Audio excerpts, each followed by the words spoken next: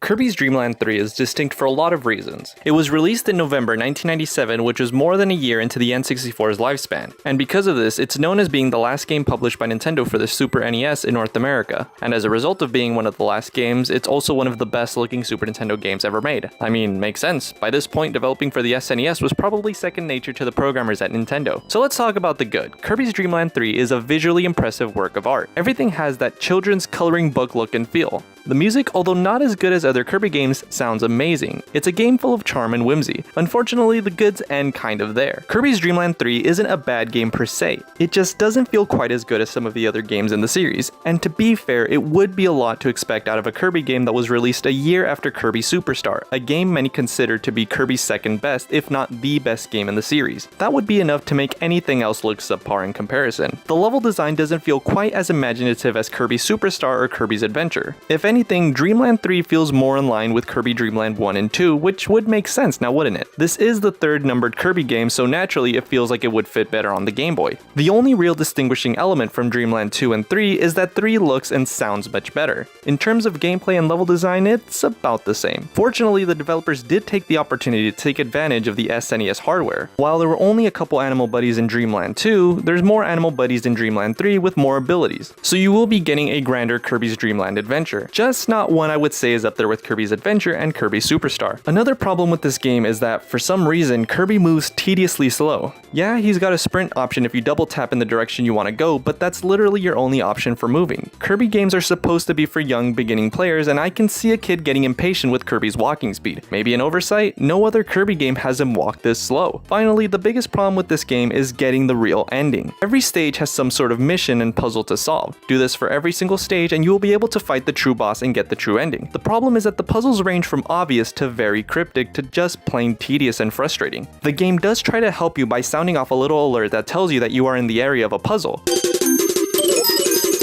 But even with that, it can be annoyingly difficult to figure out sometimes. For example, in stage 1, it's kind of obvious that you don't gotta step on the flowers. You get a little sound, and if you step on a flower, you get a sad flower at the end of the stage. Pretty straightforward, no? But by the second stage, it already starts to get confusing. You gotta choose this pink thing as your animal buddy. Choose the other guy and you're already screwed. You then find this guy in one of the rooms and you're supposed to use your attack to kiss him. That's it.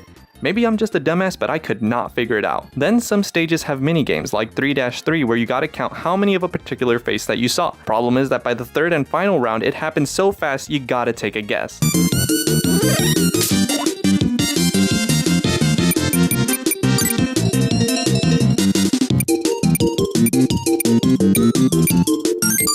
Or in my case, record the screen with your phone and then pause it. And this isn't the only minigame that does that. There are a handful of these minigames that are way too fast on the third round.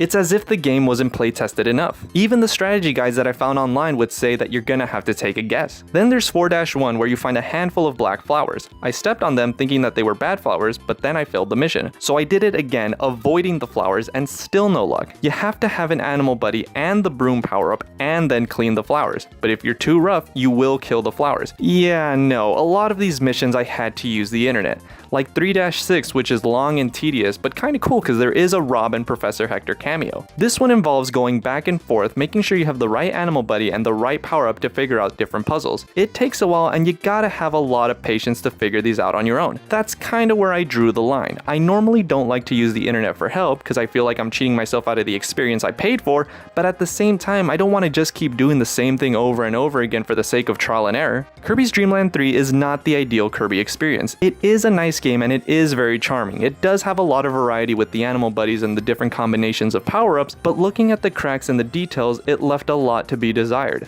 A lot of that might actually have been because the N64 was already out. Sakurai, the guy behind Kirby Superstar and Kirby's Adventure, did not work on this one. By this point, he was probably already working on what would become Super Smash Bros. On the N64. Kirby's Dream Land 3 feels like it could have been perfect with a little bit more polish. I feel like Nintendo did not want to invest that much time into this game. With bigger projects like Ocarina of Time and F-Zero X looming on the horizon, not to mention being housed on a pre-gen console, I could see Kirby's Dream Land 3's shortcomings stemming from the fact that it was released on a console that people were already moving away from. Who'd want to invest more money and time in a game being released for an older console? I would just go with the bare basics, get the job done, and release it and call it a day. And that's exactly what Kirby's Dream Land 3 does. I know I've been complaining for most of the video, but these problems don't really kill the game. You can still get through it just fine and not feel like you're missing anything. The core game is still an enjoyable experience. If I was a kid who grew up with this game, I probably wouldn't have minded the puzzles. I probably would have just skipped the puzzles and finished the game while watching with envy at my friend who owned a PS1 or an N64,